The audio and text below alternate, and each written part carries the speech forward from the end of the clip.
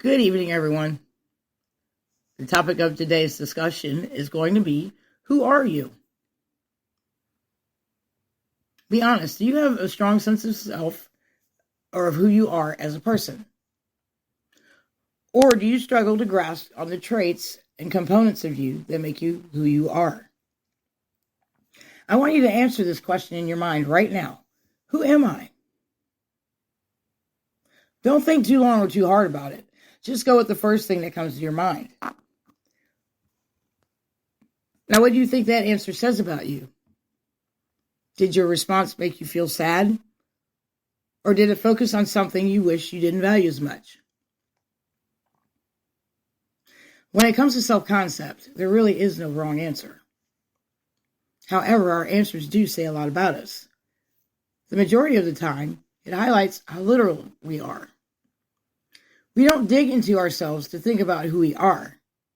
We pick obvious answers that anyone could recognize in us. It's a disservice to who you actually are. You're an individual and you have layers.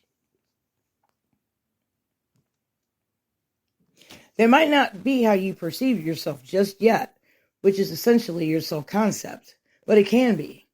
You have the power to shape your self-concept to be deeper than it is now and to change how you perceive yourself. When you think about your perception of self, how rooted in reality do you believe it is? Are you one of those people who tries to pass off a certain image to others? An image that you have been propagating for so long, you now believe it, and it has become your self-concept. For instance, do you strut around and say, hey, look at me, I'm a successful business person. I got all these friends who adore me. I drive the nicest cars, and my house is bigger than yours. I just have money falling out of my pockets, etc., etc. There could be truth in some of those statements, but do they really explain who you are? The way you communicate your self-concept suggests happiness, but the reality could be something entirely different. On the other hand, if you're moping around saying, nobody likes me, man. I just can't succeed because I don't deserve anything good in life. Nobody listens to me. I just don't deserve to be happy, etc., etc. Negative self-talk is common in a negative self-concept. When you think like that, it makes perfect sense that you will have a negative view of yourself. But again, is that rooted in reality? You're not undeserving. You can make success for yourself. Now, who do you wish you could be? If you were to imagine the most incredible person you could be, what would that look like? When we imagine our ideal self, we shouldn't put limits on it. It should be the wild-eyed imagination that we deploy as children. If you ask a child what they'd like to be when they grow up, they don't allow reality to restrain them. A child might say they want to be royalty, while also serving as, president, a vet. What did you aspire to be when you grew up?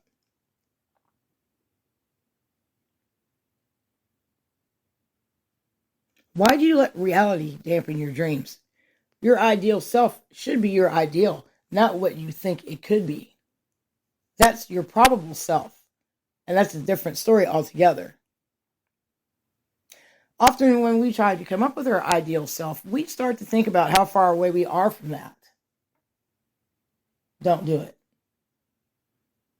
Give yourself the freedom to imagine whatever you want. And what does your ideal self look like? You had a chance to think about what your ideal self looks like, but it's time to let reality trickle in. When you compare your ideal self to your current self, how big is the gap?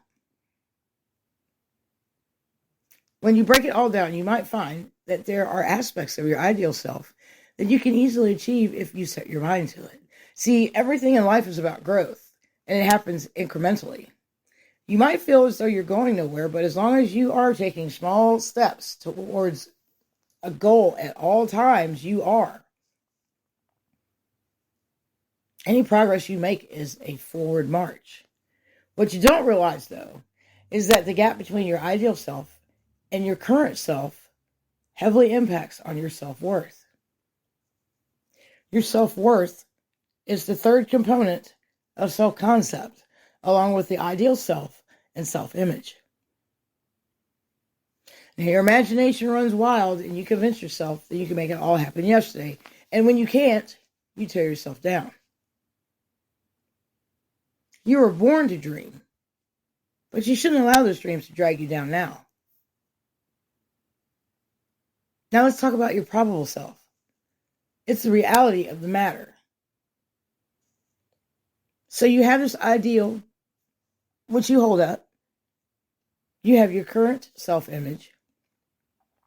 And then you have your probable self.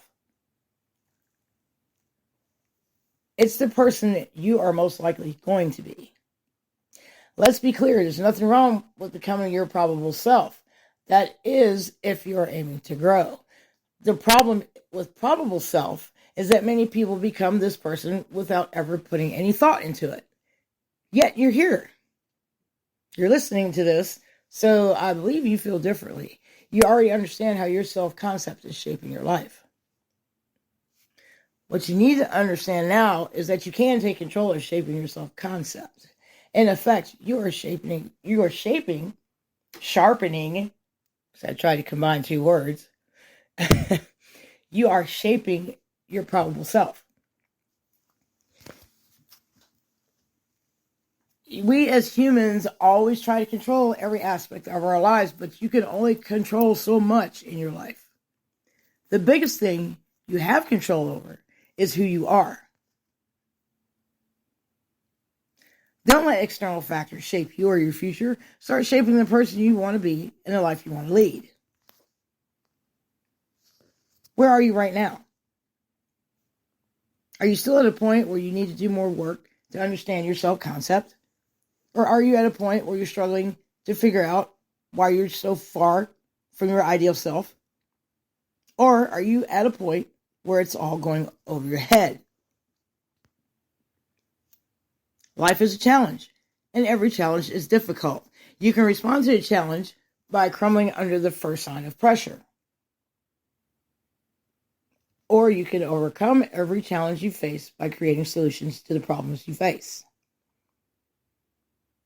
It's really as simple as that. That doesn't mean it's easy. Nothing about it will be easy.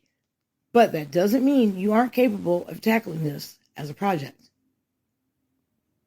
Nothing worth doing will ever be easy. Remember that.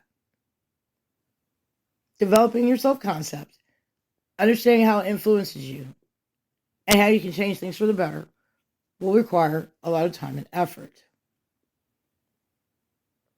Now, going back to the gap between your ideal self and your self-image, there's always going to be a gap between these two things. As you grow and develop as a person, you're going to reassess your ideal self and dream even bigger. The better you get at closing this gap, the greater the gap will grow. It's just a natural part of the human condition. As important as the ideal self is within the realm of self-concept, it's just as important to understand the role it plays. It shouldn't exist to tear you down or to discourage you. It should serve as an idea of what you would like to be, and serve as an encouragement for you to push yourself to do and be better.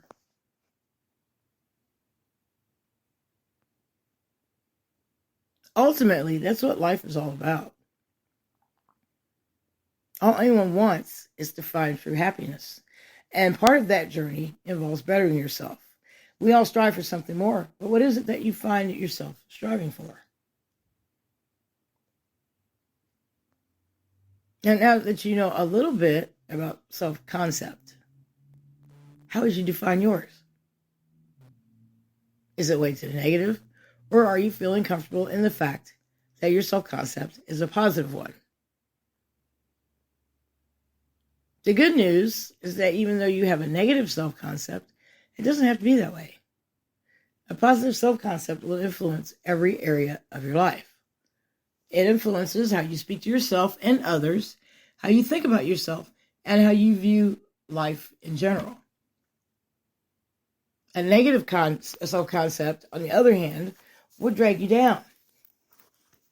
It's going to limit your progress and hold you back from finding the happiness you deserve in life. To overcome a negative self-concept, you have to dig deep to discover where it has come from. Sometimes we listen too much to the opinions of others or allow comments from our past to drive us in the wrong direction. Authenticity has a lot to do with accurately uncovering your self-concept. If you have a negative self-concept, what can you do to overcome it? A lot. As it happens, it's not going to be easy, again, but it is simple. It's not going to happen overnight, but with work, it will happen in time. You don't have to continue living with that incorrect version of your reality. The biggest issue many of us have with our self-concept is that it's just plain wrong. You cannot overcome a negative self-concept until you first understand where it's wrong. From there, you can dig into why you got it so wrong and where all that negativity came from. You will find a lot of growth and advancement in your life by doing so. There are several ways by which you can overcome a negative self-concept. While everyone responds differently to these methods, there is bound to be at least one that rings true. You are at your own mercy. However, that doesn't need to be your self-concept. Has this made you more interested in understanding your self-concept? And then has it made you realize that your own self-concept is negative? You're not alone in this. Everyone reaches this point in life. The point at which you realize it's time for a self-assessment. What do you believe makes you who you are?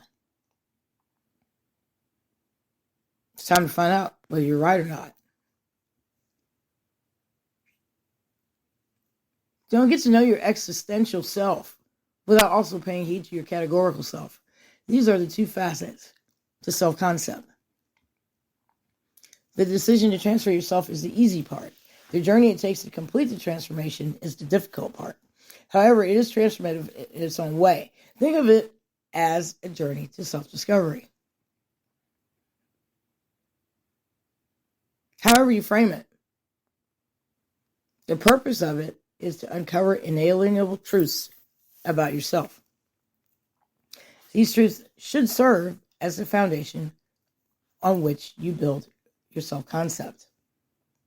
Everything else is quicksand. With that, I'm complete.